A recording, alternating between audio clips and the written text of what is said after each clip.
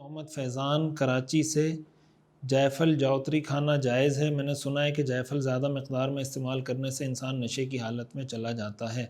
جس کی وجہ سے یہ حرام ہے۔ کیا یہ بات درست ہے؟ برائے مہربانی وضاحت فرمائیں۔ دیکھیں، جائفل تو ایک آپ کے لیں نباتات سے تعلق رکھنے والی ایک چیز ہے اور ایک خشک چیز ہے۔ شریعت کے اندر جو نشہ آور چیزیں ہیں اس کی مختلف آپ یہ کہہ سکتے ہیں کیٹیگریز ہیں۔ مثال کے طور پر شراب ہے اور چرس ہے۔ اب شراب بھی نشہ آور ہوتی ہے، چرس بھی نشہ آور ہے، لیکن شراب ایک مائع اور سیال چیز ہے، لیکوڈ چیز ہے، اور چرس یا اور کوئی اس طرح کی جو چیز ہے ہیروئن، وہ لیکوڈ چیز نہیں ہے۔ اب جو مائع یا جو لیکوڈ اور جو لیکوڈ نہیں ہے، اس کے احکام میں شریعہ کے پوائنٹ آف ویو سے فرق ہوتا ہے۔ مثال کے طور پر شراب کی جو ڈیفینیشن فقہا نے کی ہے، وہ شراب ناپاک بھی ہوتی ہے، حرام بھی ہوتی ہے۔ حرام ہونے کا مطلب یہ کہ اس کا پئیں گے تو گناہ ہوگا، اور ناپاک ہونے کا مطلب یہ کہ وہ اگر کپڑوں کو لگ جائے تو کپڑے بھی ناپاک ہو جائیں گے۔ لیکن مثال کے طور پر چرس ہے۔ اب چرس اگر کوئی آدمی پیتا ہے، ظاہر ہے وہ نشہ آور ہے، ہیروئن پی رہا ہے تو وہ نشہ آور ہے، حرام ہے۔ لیکن اگر چرس کسی کے کپڑوں کو لگ جاتی ہے یا ہیروئن کسی کے کپڑوں کو لگ جاتی ہے تو وہ کپڑے ناپاک نہیں ہوتے۔ یہ اس طرح کے کچھ فروق ہیں کہ اگر کوئی چیز لیکوڈ ہے، کوئی چیز لیکوڈ نہیں ہے، تو اس کے شریعہ کے احکام میں کچھ فرق ہوتے ہیں۔ پھر دوسری بات یہ ہے کہ کچھ چیزیں تو وہ ہیں جو صراحتاً بائی نیم حرام قرار دے دی گئی ہیں، جیسے خمر کا لفظ ہے، قرآن کریم میں آتا ہے نا حرم علیکم الخمر، کہ شراب تم پر حرام ہے۔ اب وہ شراب کا ایک قطرہ بھی حرام ہے، چاہے اس سے نشہ ہو یا نہ ہو، وہ حرام ہے۔ لیکن اس کے علاوہ کوئی ایسی چیز کہ اگر اس کا زیادہ استعمال نشہ پیدا کر دے، جس طرح آپ نے جائفل کا لکھا یا کوئی اور اس طرح کی چیز ہے، اس میں فقہا نے پھر مزید تفصیلات ذکر کی ہیں کہ جیسے مثال کے طور پر نبیذ بنائی جاتی تھی اس زمانے میں، کھجور پانی میں ڈال کے یا دودھ میں ڈال کے نبیذ بنائی جاتی تھی، تو اس کی بھی پھر مختلف کیٹیگریز ہیں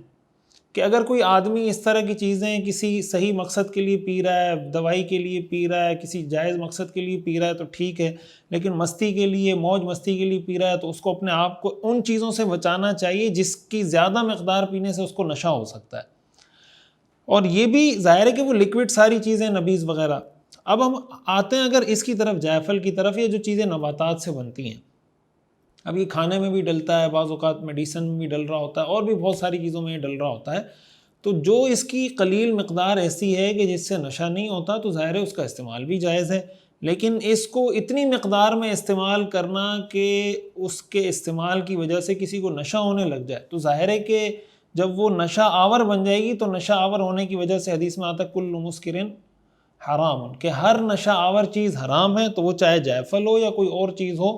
تو جو نباتات ہیں ان کے بارے میں شریعت کا اصول یہ کہ نباتات کے اندر اصل یہ کہ وہ حلال ہے۔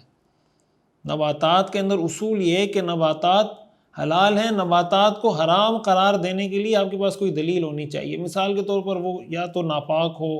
یا اس میں کوئی نشہ ہو، یا کوئی ایسی چیز ہو جس کی وجہ سے آپ کہیں کہ یہ دلیل ہے جس کی وجہ سے اس کو حرام قرار دیا جا رہا ہے۔ جب تک کوئی دلیل نہیں ہوگی تو جو بھی مثال کے طور پر وہ زہریلی ہے، نباتات ہے لیکن زہریلی ہے، کوئی کھائے گا تو اس کی جان چلی جائے گی، تو اب اس کے حرام ہونے کی وجہ یہ ہوگی کہ یہ زہریلی ہے، اس سے کسی انسان کی جان کو خطرہ ہے، کسی کی جان جا سکتی ہے، تو اس کے حرام ہونے کی یہ دلیل ہے، اس کی وجہ سے وہ حرام ہے۔ جب تک حرام ہونے کی کوئی دلیل نہیں ہوگی اور وہ نباتات سے تعلق رکھتی ہوگی کوئی چیز، مثال کے طور پر جتنی سبزیاں ہم استعمال کر رہے ہیں، اب ظاہر ہے کچھ سبزیاں تو ایسی ہو سکتی ہیں جس کا آپ کو کہیں نام مل جائے گا قرآن میں یا حدیث میں، لیکن بہت سی سبزیاں ایسی بھی ہو سکتی ہیں، بہت سی جڑی بوٹیاں ایسی بھی ہو سکتی ہیں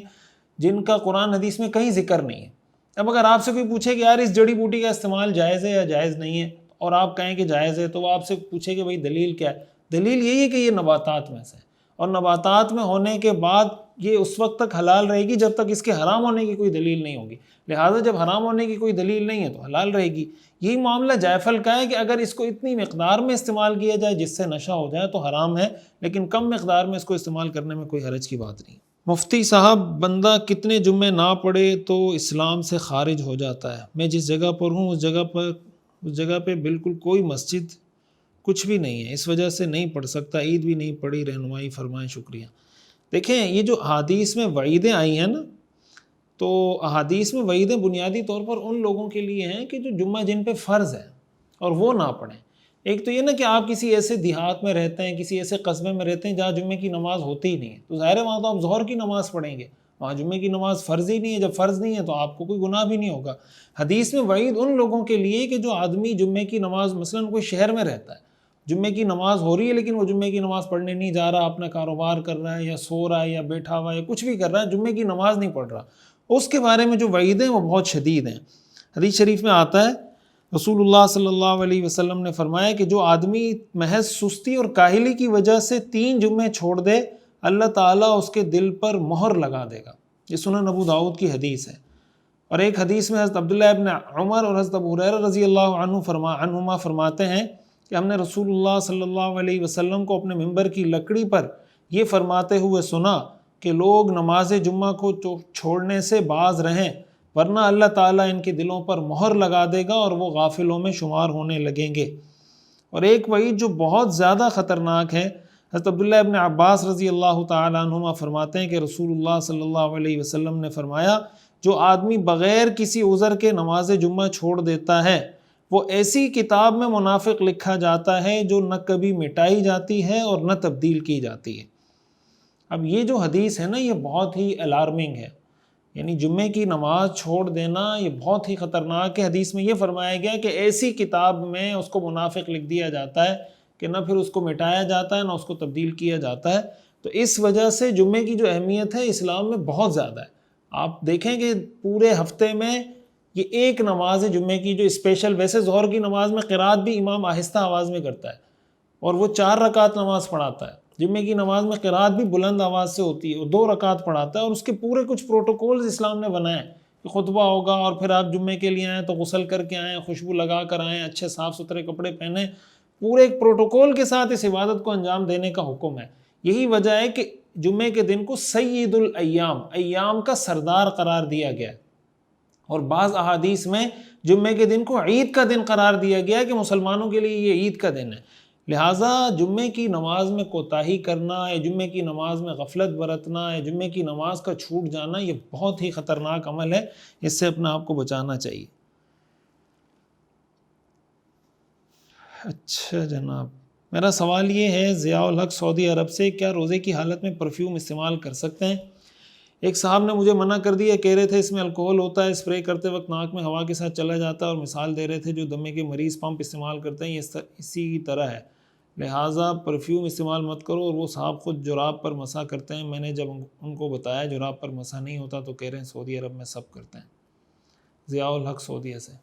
دیکھیں اسپرے کرنے سے روزے پہ کوئی فرق نہیں پڑتا، خوشبو لگانے سے اور اسپرے کرنے سے۔ وہ جو دمے کے ذریعے جو دمے کے لیے جو انہیلر استعمال کرتے ہیں وہ الگ چیز ہے، وہ تو آپ باقاعدہ پراپر طریقے سے انہیل کرتے ہیں، وہ چیز آپ معدے میں اتارتے ہیں، وہ دوائی آپ کے معدے میں پہنچتی ہے۔ جبکہ آپ جب پرفیوم لگا رہے ہوتے ہیں اس طرح تو آپ جب رستے میں چل رہے ہیں تو گرد و غبار بھی آپ کے پیٹ میں جا رہا ہے، ہوا بھی پیٹ میں جا رہی ہے، معدے میں بہت کچھ جا رہا ہوتا ہے، دھواں آپ کسی جگہ جا رہے ہیں دھواں ہے، وہ دھواں بھی آپ کے معدے میں چلا جائے گا۔ تو اس کا یہ مطلب تو نہیں کہ ناک کے ذریعے کوئی بھی چیز معدے میں پہنچے گی تو اس سے آپ کا روزہ ٹوٹ جائے گا۔ انہیلر کے ذریعے باقاعدہ آپ اس چیز کو انہیل کر کے پراپر معدے میں پہنچا رہے ہوتے ہیں، دوائی کے طور پر پہنچا رہے ہوتے ہیں، اس لیے اس سے روزہ ٹوٹ جاتا ہے۔ لیکن پرفیوم ایک تو ہے نا کہ کوئی آدمی ناک کے اندر پرفیوم لگائے، ظاہر ہے ناک میں تو کوئی پرفیوم نہیں لگاتا، آپ کپڑوں پر ہی لگائیں گے، لیکن تھوڑی بہت اس کی خوشبو اسمیل ناک میں چلی جائے تو روزے پہ کوئی فرق نہیں پڑتا۔ باقی جو آپ نے کہا کہ جو عام جو کپڑے کے موزے ہوتے ہیں جراب، اس پر مسح کرنا جائز نہیں ہے۔ یہ جو وہ کہہ رہے ہیں کہ وہاں لوگ کرتے ہیں تو وہاں تو لوگ بہت کچھ کرتے ہیں، یہ لوگوں کا کوئی کام کرنا کسی کے جائز ناجائز حلال حرام ہونے کی دلیل نہیں ہوتی، حلال حرام جائز ناجائز کے لیے کوئی دلیل چاہیے ہوتی۔ سیرت النبی صلی اللہ علیہ وسلم کا مکمل اور جامع اور کمپریہنسو کورس دیکھیے ہر اتوار کی رات 10 بجے پاکستانی وقت کے مطابق ہمارے آفیشیل یوٹیوب چینل مفتی رشید آفیشیل پر۔ اس کورس میں انشاءاللہ آپ اپنے پیغمبر صلی اللہ علیہ وسلم کی مکمل زندگی کے بارے میں جان سکیں گے، خود بھی جڑیں، اپنی فیملی کو، بچوں کو، دوستوں کو بھی جوڑیے۔